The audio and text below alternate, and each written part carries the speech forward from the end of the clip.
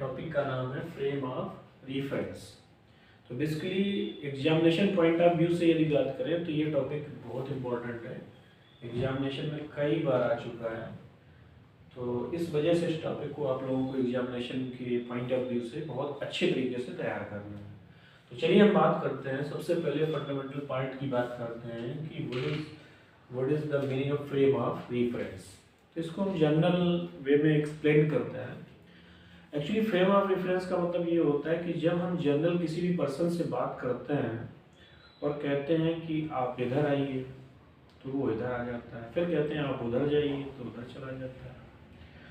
तो इधर और उधर की लैंग्वेज में हम जनरल कम्युनिकेशन करते हैं, लेकिन जब हम उस बात को कोऑर्डिनेट ज्योमेट्री के फॉर्म में बात करते हैं तो हम कहते हैं उस पर्सन के लिए कि either you have to go along the x axis or you have to go along the y axis or you have to go along the z axis। तो इसका मतलब है कि जब x एक्सिस में जाएगा, y एक्सिस में जाएगा, z एक्सिस में जाएगा, मतलब मूव करेगा, तो किसी भी पार्टिकल की या किसी भी ऑब्जेक्ट की पोजीशन को हम एक कोऑर्डिनेट से रिप्रेजेंट करते हैं। सपोज दैट यदि हम कोई एक फ्रेम कंसिडर कर लेते हैं, ये आपका ये कोई फ्रेम है, this is the x axis and this is the y axis and this is the z axis, 3 axis है and ये इसका ओरिजिन है। तो अब हम ये कंसिडर करते हैं कि यहाँ पर कोई पार्टिकल है, इसकी पोजीशन को हम एक्सप्लेन कर सकते हैं। यदि पार्टिकल यहाँ से x एक्सिस में मूव कर रहा है, y एक्सिस में मूव कर रहा है, z एक्सिस में मूव कर रहा है, तो ये ऑब्जर्वर इसकी पोजीशन को ऑब्जर्व करेगा, उसके कोऑर्डिनेट क्या होंगे x y z और उसमें टाइम क्या लगेगा t। तो किसी भी ऑब्जेक्ट की पोजीशन को हम 3 पोजीशन कोऑर्डिनेट से डिनोट करते हैं, x y z, और उसमें कुछ टाइम लगता है, तो 3 position coordinate and 1 time coordinate. तो किसी भी पार्टिकल की पोजीशन, किसी भी पार्टिकल का जो हम पोजीशन का डिस्क्रिप्शन है वो हम कोऑर्डिनेट, पोजीशन कोऑर्डिनेट और टाइम कोऑर्डिनेट के द्वारा रिप्रेजेंट करते हैं, जिसको हम बोलते हैं frame of reference.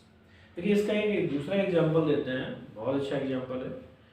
Suppose that आप किसी रेलवे प्लेटफॉर्म पर खड़े हैं और वहाँ से एक ट्रेन पास हो रही है, तो हम ये देखेंगे कि ट्रेन उस प्लेटफॉर्म से एक पास हो गई, फिर थोड़ी देर बाद क्या होगा, 1 घंटे बाद दूसरी ट्रेन उससे पास हो जाती है, फिर एक तीसरी ट्रेन पास हो जाती है, मतलब the number of the trains are passing. तो उससे बहुत सी ट्रेनें पास हो रही हैं, but the platform is constant. वहाँ पर प्लेटफॉर्म हमारा क्या है, कांस्टेंट है, उसमें कोई चेंज नहीं हो रहा है। तो platform is known as frame of reference. तो ये जनरल एग्जांपल है जिससे आप आसानी से समझ सकते हैं, ठीक है। तो फ्रेम ऑफ रेफरेंस में आप बस इतना एग्जामिनेशन में लिखेंगे कि frame of reference just a description of the coordinates, ठीक है। इसके बाद हम बात करेंगे कि यदि किसी पार्टिकल की पोजीशन को एक पोजीशन वेक्टर r के द्वारा रिप्रेजेंट किया है, ठीक है। तो पोजीशन वेक्टर कैसे शो करेंगे, position vector r is equal to xi plus yj plus z k, ये होगा। अब हम करते क्या है कि यदि इसकी किसी भी पार्टिकल की पोजीशन को हम यदि वेलोसिटी के फॉर्म में कन्वर्ट करना चाहें, इसकी वेलोसिटी फाइंड आउट करनी हो, तो क्या करेंगे, इसको differentiating with respect to t के रिस्पेक्ट में डिफरेंशिएट कर देंगे। तो dr by dt is equal to मिल जाएगा dx upon dt i plus dy upon dt j plus dz upon dt k। इस तरीके से उसकी वेलोसिटी मिल जाती है। तो बेसिकली हम किसी भी पार्टिकल की पोजीशन कोऑर्डिनेट से उसकी वेलोसिटी भी फाइंड आउट कर सकते हैं, उसका एक्सेलरेशन भी फाइंड आउट कर सकते हैं। तो देखिए अब हम कैसे डिफाइन करेंगे, इसका एक्सेलरेशन कैसे निकालेंगे, वो हम बात करेंगे आगे। तो सबसे पहले हम ये बात करें कि हमारा फ्रेम ऑफ रेफरेंस कितने टाइप का होता है, how many types are the frame of reference. तो frame of reference basically there are 2 types. frame of reference, basically there are two types. First, types of frame of reference. Types of frame of reference. तो इसके दो type हैं. पहला type होता है inertial frame of reference. अब देखिए inertial का मतलब क्या है. इनर्शियल का मीनिंग ये होता है कि which follow the law of inertia, in which the Newton's first and second law hold good, that is known as inertial. मतलब ये हुआ कि यदि हम किसी भी पोजीशन कोऑर्डिनेट है उससे वेलोसिटी हम निकाल सकते हैं. यदि इसका अगेन डिफरेंशिएशन कर दिया जाए तो यहाँ से एक्सेलरेशन मिल जाएगा. तो d2r/dt2 is equal to d2x/dt2y plus d2y/dt2j plus d2z/dt2k. अब हम ये देख सकते हैं कि कोई भी यदि फ्रेम है तो यदि उस पर एक्सटर्नल फोर्स ना लग रहा हो, यदि उस पर कोई फोर्स अप्लाई नहीं कर रहे हैं, तो इसका मतलब उसका एक्सेलरेशन जीरो है. तो जब एक्सेलरेशन जीरो होगा तो d2r/dt2 की वैल्यू क्या हो जाएगी, जीरो हो जाएगी. तो 0y plus 0j plus 0k मिल जाएगा is equal to we can write d2x/dt2y plus d2y/dt2j plus d2z/dt2k हो जाएगा. अब इस केस में यदि हम कंपेयर कर दें बोथ द साइड तो हमें क्या रिजल्ट मिलेगा वो हम आपको बताने जा रहे हैं. इसका जो रिजल्ट मिलेगा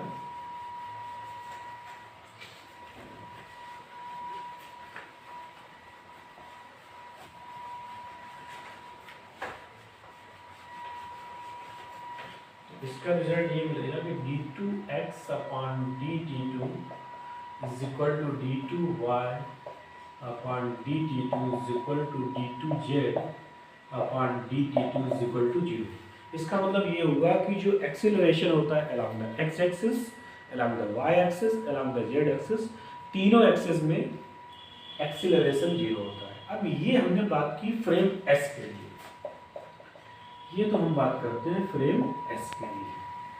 अब एक फ्रेम यदि हम और कंसीडर कर लें उसी में, इस तरीके से हम दो फ्रेम बना दें. एक हम इस तरीके से बना देते हैं, ये this and this is second frame बना देते हैं. ठीक है ना. और इसकी पोजीशन कोऑर्डिनेट दिखा देते हैं x y z और t. और यहाँ से यहाँ तक की डिस्टेंस को ओरिजिन यहाँ कंसीडर करें. ये x एक्सिस हो जाए, ये x y and z and this known as x dash y dash z dash and o dash. अब यहाँ पे दो फ्रेम हो जाएंगे, ये s हो गया, ये s डैश हो गया. जो हमारा s डैश है वो v वेलोसिटी कांस्टेंट वेलोसिटी से मूव कर रहा है. उस केस में अब हमें क्या रिजल्ट मिलेगा, तो जब there are two frames, first frame s है, let S and S dash, there are two frame of reference. So S dash is moving with constant velocity with respect to S. So if the acceleration of the first frame is 0, यदि frame S का acceleration 0 है तो S dash का भी acceleration क्या होगा, 0 होगा. आप प्रूव करके देख सकते हैं. तो इसमें एक्सेलरेशन इसका भी 0 हो जाएगा.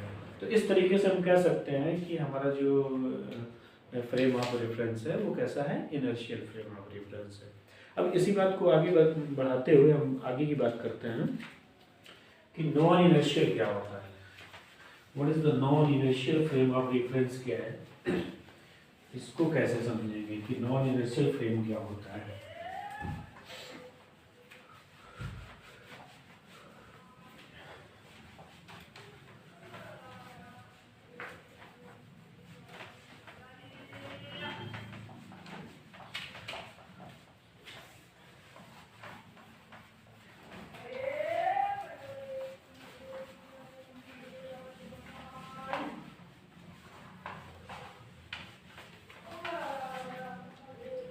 देखिए बच्चों, नॉन इनर्शियल फ्रेम क्या होता है.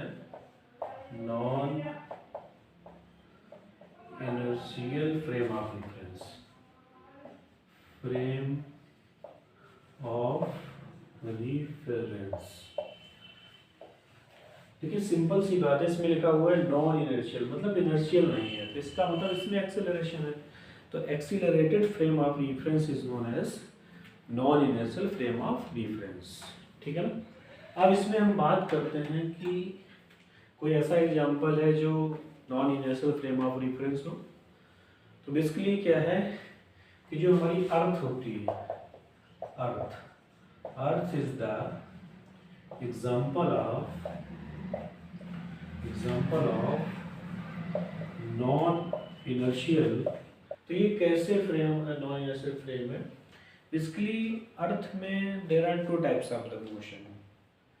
First is the spin motion and second is the orbital motion.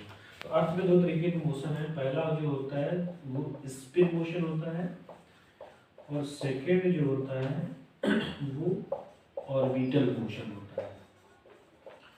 तो स्पिन मोशन और ऑर्बिटल मोशन की वजह से हम कह सकते हैं कि इसमें कौन सा सेंटीपीटल एक्सीलरेशन होता है, सेंटीपीटल एक्सीलरेशन।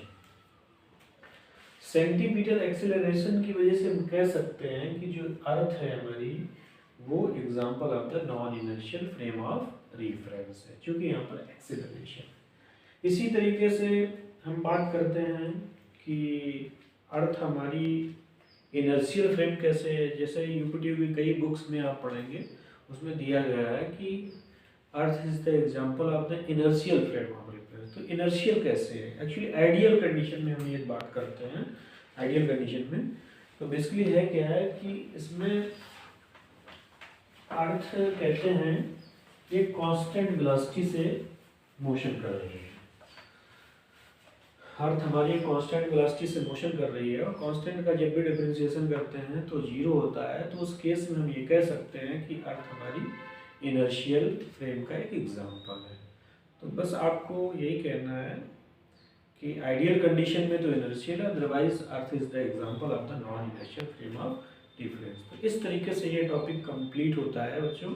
इसमें कोई यदि डाउट हो किसी तरीके का तो आप हमें कमेंट बॉक्स में लिख सकते हैं। और इसी तरीके से